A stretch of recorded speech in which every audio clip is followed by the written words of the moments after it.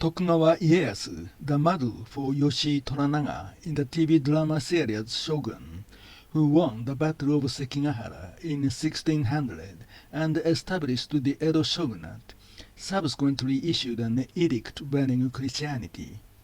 This was because he realized that missionaries in the country were collaborating with Portugal and Spain in their home countries to expand their colonies. It is said that 2% to 4% of the population of Japan at that time were Christians.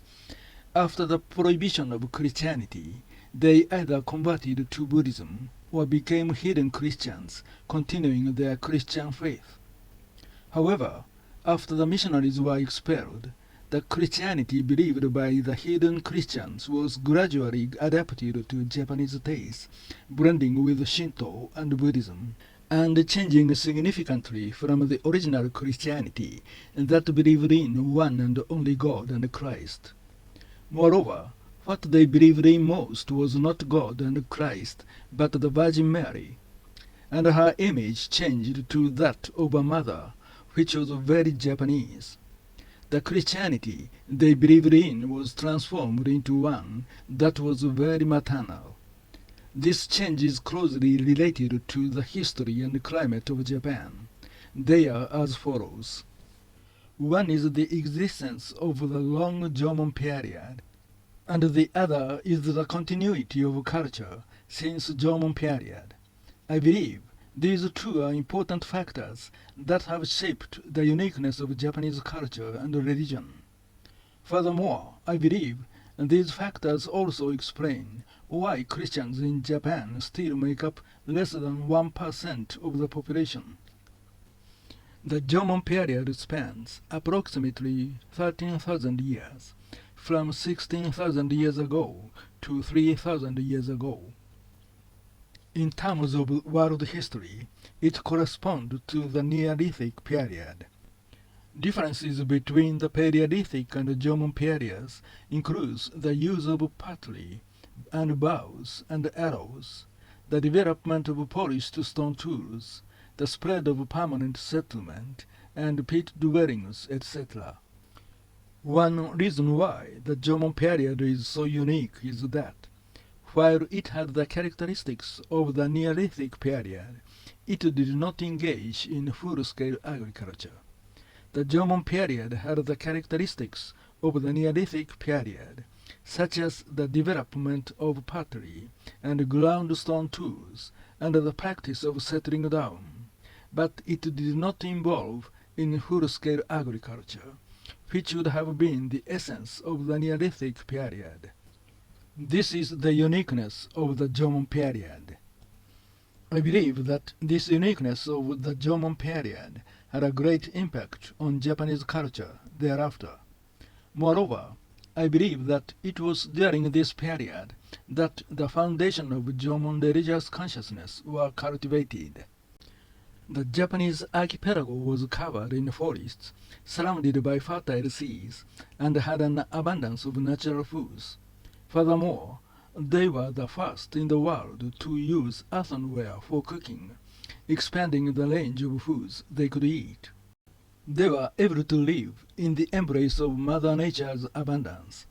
As a result, they had a stable food station, even without engaging in full-scale farming, and were even able to settle down. In other words, the Jomon people, embraced by Mother Nature, settled in villages, cooked with earthenware, and built a long-lasting, advanced culture that belongs to the Neolithic period without actively interacting with nature through farming. However, while the natural environment of the Japanese archipelago was bountiful, it was also harsh. It was exposed to the threat of earthquakes, tsunamis, volcanic eruptions, and typhoons. Jomon people were grateful for the blessing of the forests, rivers, and the sea, but at the same time felt a sense of awe for the destructive power of the earth, sea, and wind. These feelings toward nature became the foundation of Shintoism, which was later born in Japan. It was a polytheistic religion that found individual gods in each of the abundant natural objects. Another unique aspect of Japanese history is the continuity of culture since the Jomon period. The reverence and awe for nature that was cultivated during the long 13-year Jomon period was passed on to the following Yayoi period, and has continued to this day. This mentality of the Jomon people was passed on in the form of a religion known as Shinto, a religion unique to Japan. The Yayoi people who brought the Yayoi culture from the continent did not drive out the Jomon people.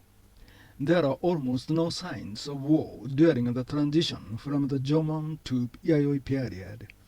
In other words, the Yayoi culture was gradually accepted and merged with the Jomon culture. There was a continuum of development between Jomon partly and Yayoi partly. There is also continuity in the change of language, and there is no evidence of it being replaced by a continental language. In this way, the language and culture of Jomon people, which had existed for 13,000 years, was passed down, and their religious mentality and belief in the gods in nature were also passed down to the next generation. This became the basis of Shinto, the religion unique to Japan. Buddhism was introduced to Japan in the 6th century. At first, there was some fuss about whether to accept this teaching, but eventually the Yamato court largely accepted Buddhism. However, Shintoism, which inherited the spirit of the Jomon, was not abandoned, and the two coexisted and eventually even merged to a great extent. The emperor valued both Shintoism and Buddhism. In other words, Japan became a country of gods and Buddhas. If these two had been monotheistic religions that excluded each other, they would not have been able to coexist or merge. In this way, the Japanese people inherited the blood and spirit of Jomon people, while blending it with cultures introduced from the continent, and in more modern times, they also blended in Western culture. And even today, they live on this multi-layered foundation. Monotheism, such as Judaism, Christianity, and Islam, which have a desert background, are religions with a strong exclusionary character. Polytheism, such as Shinto and Buddhism, have a strong receptive character. This receptiveness can also be called maternal. Since the Jomon period, Japan has been blessed with abundant motherly nature and forests, and has nurtured a polytheistic culture with a strong maternal principle. That is why Japanese culture was able to accept other religions and cultural elements such as Buddhism and Confucianism while maintaining Shinto. In other words, it was difficult to accept monotheism, which believes in one god, excludes the gods of other religions, and even calls them devils. It can be also said it is a religion born in the desert and has a very strong paternal character.